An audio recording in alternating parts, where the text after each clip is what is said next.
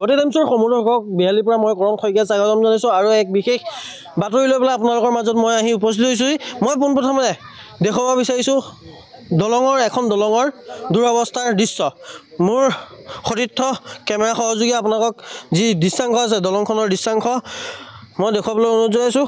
ক'ত আছে এই দলংখন আপোনালোকক যি জানিবলৈ যাৱতীয় কথা আছে মই জনাম। পোনপ্ৰথমতে মই দেখুৱাই ল'ব বিচাৰিছোঁ যি দুৰৱস্থাত আছে দলং, সেই দলংখনৰ দৃশ্যাংশ মই দেখুৱাবলৈ অনুৰোধ জনাইছোঁ মোৰ কেমেৰা পাৰ্চন সতীৰ্থক।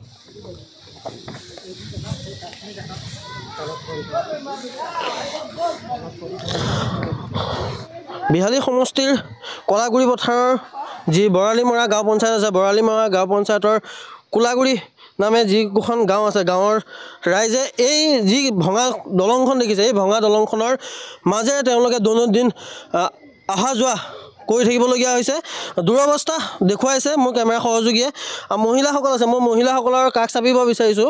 কি ক'ব এই মুহূৰ্তত, কি ক'ব যি দুৰৱস্থা কেনেধৰণৰ? এখন দলং যে হাতে ছ পুতাব সব পার হতে আহেন, এখানে কিরকম পার হয় বুড়া বুড়ি সব এখানে আঁধারে হাতে জওয়ান করতে আহি এখন কণ্ঠেন গিয়ে যাবই কণ্ঠেন যখন পাবই তা হাঁদেরকে এখানকে শিক্ষা দিই। সব মানুষ গিরতে আহেন হিয়ালা এখানে হাঁদেরকে হাঁদের ছুয়া পুতা কাম যাহেন আবে হেন। হ্যাঁ, তো এখানে গিরিয়ে যাবই কে উঠাই হাঁদেরকে, ওটাকে চিন্তা করবো লাগে না। তো এখানে সরকার গিরা হিয়া হিরি नहीं कर रहे हैं। হ্যাঁ, তো এখানে ছুয়া পুতা এখানে যাতে আহেন মই গির যাব বুড়ি মানুষ লাগি, তো গির যাব এখানে কে উঠাই মোকে নিজে চিন্তা করা। তো মোৰ কেমেৰা পাৰ্চন সহযোগীয়ে দৃশ্যাংশ দেখুৱাব। সেয়া তেওঁ কেনেদৰে নদীৰ তলেদি পাৰ হ'বলগীয়া হৈছে, দলঙৰ দুৰৱস্থাৰ বাবে তেওঁ এনেদৰে কিন্তু দলঙৰ তলেৰে পাৰ হ'বলগীয়া হৈছে। বৰালিমৰা পঞ্চায়তৰ যি পঞ্চায়ত আছে, পঞ্চায়তৰ সভাপতিয়ে এই ক্ষেত্ৰত এক বিশেষ ভূমিকা গ্ৰহণ কৰিব লাগিছিল। আমি গম পাইছোঁ যে 2021 চনত এই দলংখন নিৰ্মাণ কৰিছিলে, কিন্তু তাত যি কাঠসমূহ আছে, কাঠসমূহ হয়তো নিম্নমানৰ দিয়াৰ বাবেই আচলতে এনেদৰে যি কাঠসমূহ পচি গৈছে। পচি যোৱাৰ ফলতেই যি ব্যাঘাত জন্মিছে। গাঁৱৰ ৰাইজৰ দাবী যে অতি শীঘ্ৰেই এই যি দলং আছে দলংখন পকীকৰণ হ'ব লাগে আৰু এই দলংখনৰ পৰা পৰি কেইবাটাও মানুহ আঘাতপ্ৰাপ্ত হৈছে। এয়া আমাৰ মাজত আছে দলঙৰ পৰা পৰি আঘাতপ্ৰাপ্ত হোৱা লোক। কি ক'ব এই মুহূৰ্তত দলংখনৰ কেনেধৰণে আপোনালোকে অসুবিধাৰ সন্মুখীন হৈছে? সদায় আমি সন্ধিয়া কামৰ পৰা আহোঁ, তো আমিতো যাওঁতে ঠিকেই দেখোঁ, দলংটো আহোঁতে চাওঁ একটা কাঠ নাই, ইয়াত পৰি থাকোঁ আমি। তো পৰি থাকোঁতে আমি ঘৰৰ মানুহকেইটাক মাতোঁ, তেতিয়া আহি পেলাই আৰু আমাক উঠাই কৰি লৈ যায়। এটা দাবী কি আপোনালোকৰ? দাবী কি? দাবী মানে কি, আমাক দলংটো লাগে। কি এনেদৰে? নাই পকা দলং লাগে। কেইখন গাঁও আছে? 4-5 পকা দলঙে লাগিব আমাৰ। হেৰি 6খন গাঁও আছে আৰু 6খন গাঁও আছে। হয়। ইয়াত আপোনাৰ এম্বুলেঞ্চ সেৱা পায় নে নাপায়? নাপায়। ইয়াত আহিবই নোৱাৰে। এতিয়া যদি বেমাৰী হয় কোনোবা, কেনেধৰণৰ ব্যৱস্থা গ্ৰহণ কৰে আপোনালোকে? আমি ইয়াৰ পৰা আমি ৰাস্তাত লৈ যাওঁ, দলং ভাঙিব নদীৰ পৰা এনেকৈ বুকিবলৈ যাওঁ আমি। এতিয়াতো বাৰু খৰালি কালত এইটো অৱস্থা। বাৰিষা দিনত আপোনালোকে কি কৰে? বাৰিষা দিনত আৰু এনেকৈ ক'ত গাড়ীয়ে নাহে আমাৰ ইয়াত, মানুহ মৰিয়ে গৈছে এনেকৈ। স্কুল কোনফালে আছে আপোনালোকৰ? এইটো স্কুল হয় আমাৰ কোলাগুৰি। হয়, স্কুলৰ ছাত্ৰ ছাত্ৰী কেনেধৰণৰ সমস্যাৰ সন্মুখীন হৈছে? এই আমি কেতিয়াবা এনেকৈ নাও চাও লগাই পাৰ কৰি দিওঁ, আৰু নহ'লেতো নাই। নাও চাও লগাই পাৰ কৰি দিয়ে। আৰু এজন ব্যক্তি আছে, কি ক'ব এই মুহূৰ্তত? মানে আমাৰ ল'ৰা ছোৱালীবিলাক যাবৰ কাৰণে বহুত অসুবিধা, কাৰণ যিটো আছে মানুহ প্ৰত্যেক দিনে পৰে, কাঠকেইটা পচা, উপায় নাপায়। আৰু বাৰিষা চিনত আমি হাল গৰু পাৰ কৰিবও নোৱাৰোঁ। হ্যাঁ, এনেকুৱা অৱস্থা হৈ যায়। তাৰপিছত এই যে মাজে মাজে পাৰ হৈ যায় চাইকেল লৈ 2-3জন মানুহ তলত পৰিলেই, তাৰ ওপৰ ইঞ্চি কালি বাইকলা পাৰ হৈছিলে, পাৰ হওঁতে কাঠকেইটা পচা যে তলত পৰি গ'ল। সেইকাৰণে আমাক অতি সোনকালে এই দলংটো বনাবৰ কাৰণে চৰকাৰে হেৰি কৰক। বিধায়ক ৰঞ্জিত দত্তৰ পদক্ষেপ কেনেকুৱা এই ক্ষেত্ৰত? ৰঞ্জিত দত্ত ইয়াতো এই পচা কাঠকেইটা লগাই দিছিলে, শিমলু কাঠ নে কি কাঠ লগাইছিলে, কাঠকেইটা পচি তলত নদীত পৰিহে নদীত উঠাই পাৰ হৈ গ'ল, চব তলত পৰি গ'ল কাঠকেইটা এতিয়াও এয়া তলত পৰি আছে। তাৰপিছত দলঙৰ অৱস্থা এইটোৱেই, এয়া মাছ পাৰ হ'ব নোৱাৰে। বেমাৰী এটা হ'লে বেমাৰী ইফালে মৰি পৰি থাকিব। হ্যাঁ, ডেলিভাৰী কেছ হ'লে উপায় নাপায়, দাঙি লৈ নদীটো তলফালৰ পৰা পাৰ হৈ সিফালে পাৰ কৰিবলগীয়া হৈ যায়। মহিলা আছে, এগৰাকী মহিলা আছে, আমি মহিলা এগৰাকী পৰা জানিবলৈ চেষ্টা কৰিম। কি ক'ব এই মুহূৰ্তত? এই দলংখনে আপোনালোকক কেনেধৰণে জ্বালা যন্ত্ৰণা খুৱাই আহিছে? এই দলংটো আমাক পকা দলং লাগিব। তাৰপিছত আমাৰ গাঁৱত যদি বা কোনোবাই বেমাৰী হৈ যায়, বেমাৰী হৈ গ'লে আমাৰ এই মেইন ৰোড ওচৰত লৈ যাব লাগিব, বেমাৰীটো দাঙি পেলাই। এম্বুলেঞ্চ নোসোমায় গাঁৱত।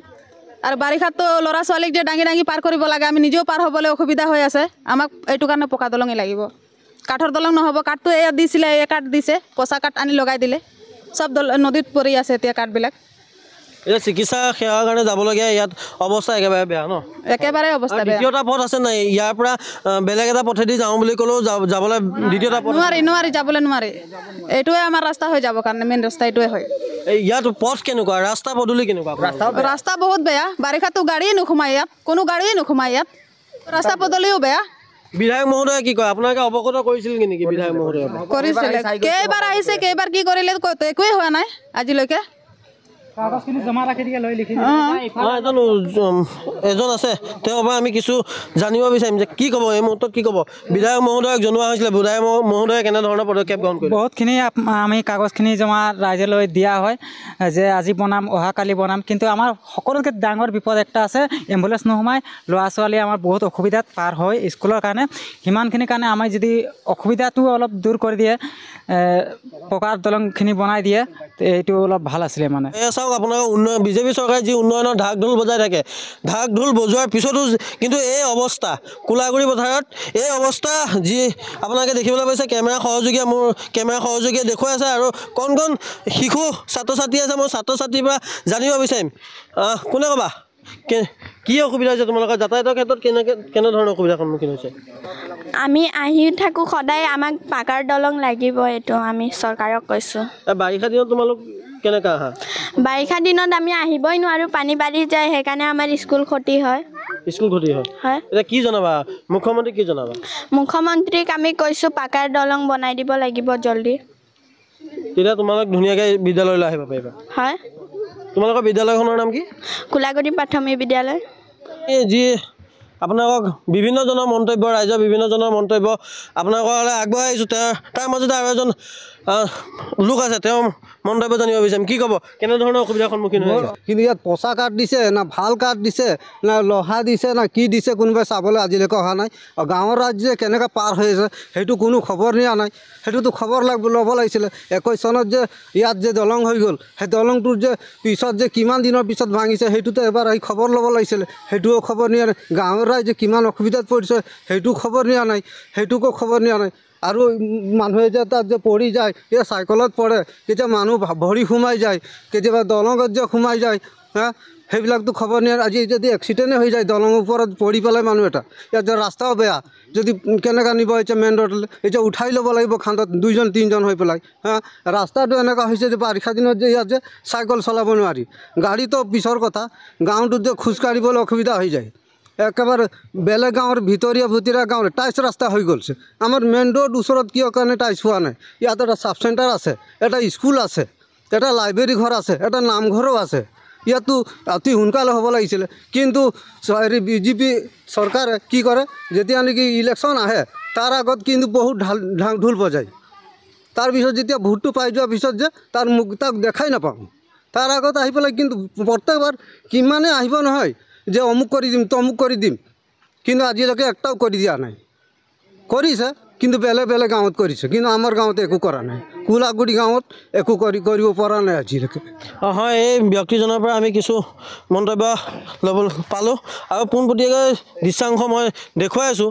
আৰু এজন ব্যক্তি আছে, তেওঁ কাষ চাপিব বিচাৰিছোঁ। হয়, ইয়াত এখনকৈ নহয় দুখনকৈ দলং নিৰ্মাণ হৈছে বুলি ইতিমধ্যে আমি জানিব পাৰিছোঁ। কি ক'ব এই মুহূৰ্তত? আমি এটা কথাটো এই দলংখনৰ বিষয়ে মই যদি ক'বলৈ বিচাৰোঁ, তেনেহ'লে এইটো এটা আমাৰ কোলাগুৰি গাঁৱৰ এইটো এটা ঐতিহাসিক দলংহে বুলি ক'ব বিচাৰিছোঁ। আৰু এই দলংখনৰ এটা বিৰাট ৰাজনৈতিক ষড়যন্ত্ৰও চলিছিল। এইটো এটা সময়ত ইয়াৰ কংগ্ৰেছৰ পৰা MLA উঠিছিলে পল্লৱ লোচনৰ সময়ত ইয়াত পকাৰ দলং বনাই আছিলে।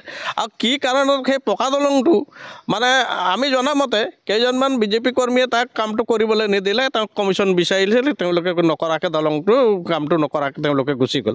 তাৰপিছত তেওঁলোকে যেতিয়া মানে দলংখন ইয়াত চেংচন হ'ল, মানে ৰঞ্জিত দত্তই যেতিয়া এইখন দলং বোলে চেংচন কৰোৱালে, তেতিয়া আমি শুনিছিলোঁ যে 15 লাখ টকাৰ সেই দলংখন। কিন্তু 15 লাখ টকা বুলি শুনিছোঁহে, কিন্তু ইয়াত চেমফলক একো নাই। আৰু আমি একদম চকুৰে দেখা, মানে আমাৰ চকুৰ ওচৰত আমি দেখি আছোঁ 6 মাহ। আমি যেতিয়া কাঠবিলাক লগাই আছিলে তেতিয়াই আমি কৈছিলোঁ এইবিলাকতো কাঠ চব 2 নম্বৰী কাঠ হয়, এইবিলাকতো চিৰিজ, কেচকেচি, শিমলু এইবিলাক হয়। আপোনালোকে ৰং কৰি মবিল খানি পেলাই সেই কাঠবিলাক ৰাতিটোৰ ভিতৰত লগাইছে এইবিলাকতো 2 মাহ 3 মাহো এইটো কাঠ নাযাব বাৰিষা আহিলে এইটো কাঠ পানী পেলাই পচি যাব গোবৰ হৈ যাব আৰু আমি এয়া দেখিছোঁ চকুৰ ওচৰতে আপোনালোকে দেখিছে কাঠবিলাক গোবৰ হৈ নদীৰ তাত পৰিছে আৰু ইয়াৰ ল'ৰা ছোৱালীবিলাক স্কুল যাবৰ কাৰণে বাৰিষাত যিটো সমস্যাত পৰে আৰু আমি দেখিছিলোঁ সিদিনাখন এজন গোপাল কৰ্মকাৰ বুলি এজন মানুহে কাম কৰিবলৈ এইফালে যাওঁতে প্ৰেছাৰৰ ষ্টক হৈ পেলাই পৰিছিলে মানুহজন তেওঁক 108 মাতোতে 108 ইয়াৰ পৰা আহি যাব নোৱাৰি পেলাই ঘূৰি যাওঁতে মানুহজন মৰি থাকিলে এনেকুৱা ঘটনা বহুত হৈছে ইয়াত আৰু প্ৰকৃতিৰ কাৰণে ইয়াত অতি অসুবিধা ল'ৰা ছোৱালীৰ কাৰণে এইখন গাঁৱৰ পৰা সিখন গাঁৱলৈ তেওঁলোকে চাব চেণ্টাৰলৈ যাবলৈ বহুত সমস্যা হৈ যায় আপোনাৰ হেৰি সময়ত বাৰিষা কালত আৰু এখন ৰাস্তা আছে এনেকুৱা ঘূৰি গৈ পেলাই হাইৱেত ওলোৱা ৰাস্তাখন সেইখন ৰাস্তাও তেওঁলোকে 2 লাখ কিমান টকা এটা চেংচন কৰিলে আৰু 20 ট্ৰেক্টৰমান গেৰভেল দি পেলাই কাম সামৰিলে তেওঁলোকে সিমানেই কৰিলে সিমানেই আৰু এইখন গাঁৱত আপোনালোকে দেখিছে যিমান ৰাস্তা আছে